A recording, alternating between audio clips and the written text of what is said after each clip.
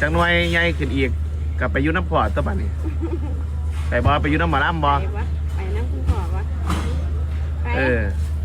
ถ้าจะได้ไปเป็นน้องพี่อาไอจังไหนบ่รู้เด้อส่งสตาร์ข้างหน้านี่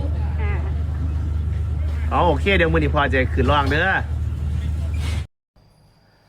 ด่วนที่สุดตอนนี้บอสนกพงศกรค้นพบเพชรเม็ดงามอีกคนหนึ่ง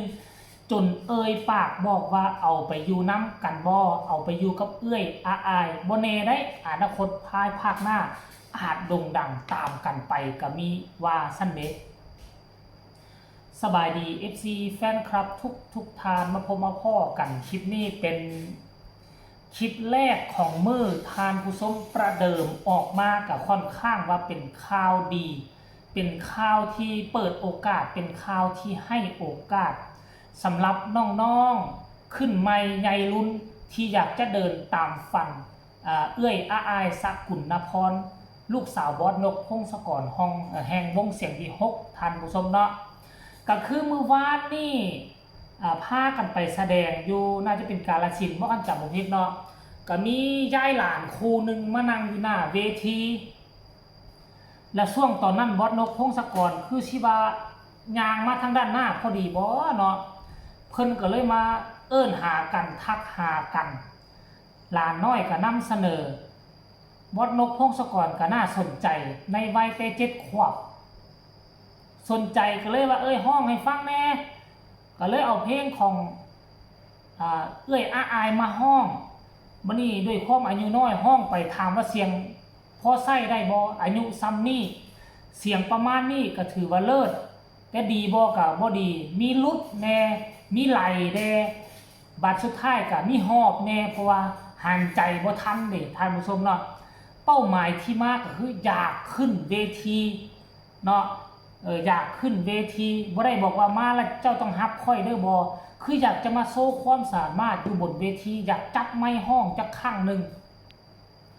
ในเมื่อบอสนกพงศกรฟังแล้วก็เลยตัดสินใจว่าจะให้ขึ้นเวทีไงแต่ว่าคลิปนั้นบ่เห็นเนาะ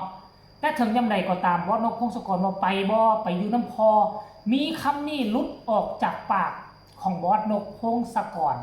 บอกว่าเอาไปอยู่กับเอื้อยอาอายไปปั้นคือเอื้อยอาอายมาเบิ่งแล้ว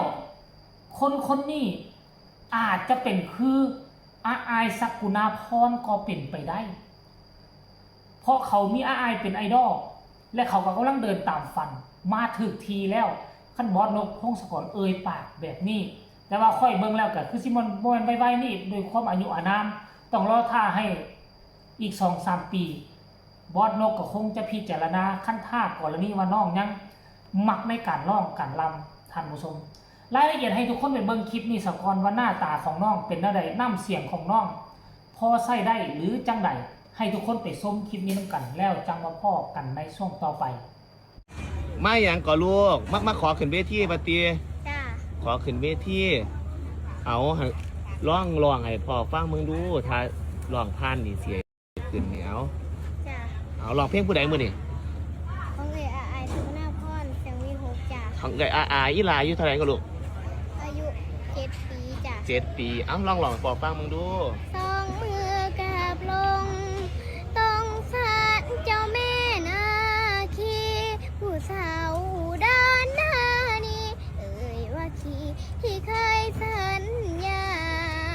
กลางดามะนาวเคยควงผู้บ่าวมาก้มวันดาวันนี้ลูกมาคนเดียวแม่จ้าพร้อมกับน้ำตาที่โดนย่ำยีศรัทธาด้วยใจถึงไหลวอนเว้า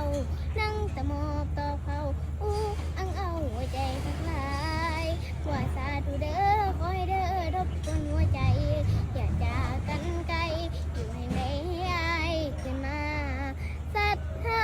สัญญาต่อหน้านาคีสัตย์ทินแห่งนี้คำที่พูดไว้วันนั้นป่าแตกสลายดินมาเลยไม่ลืมกันขโมยน้องจนจุดตังกอดกระสันดวงแดดแท้ดีดนตรีดนเสียงนกเอียงดนตรีดนเสียงนกเอียงเอาเอียงนึกว่าเรียงมาแน่ เถียงมาแน่เถียงเถียงมาแน่ เอ๊ะ เถียงมาแน่เถียงเถียงมาแน่ เอ๊ะ น้องอยากได้จะพูดดอกซ้อน เอ๊ะ ดอกซ้อนดอกซ้อนดอกซ้อนเจ้าปอนตั้งแต่คำบ่จำบ่ตัวอ้ายตัวก็เป็นฝ่ายในขี้น้อยนาขี้น้อย เอ๊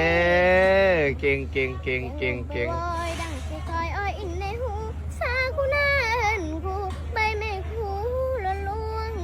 เหมือนแม่นาคีอ่อนเอาพี่เป็นคำทวงเลื่อยติดบวงเด็กสาวควงคนใหม่แล้วบ่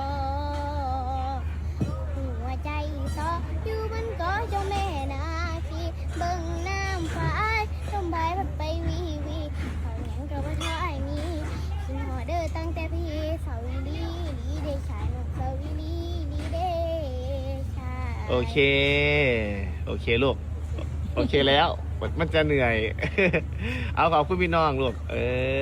จ้า อ่า ค่ะ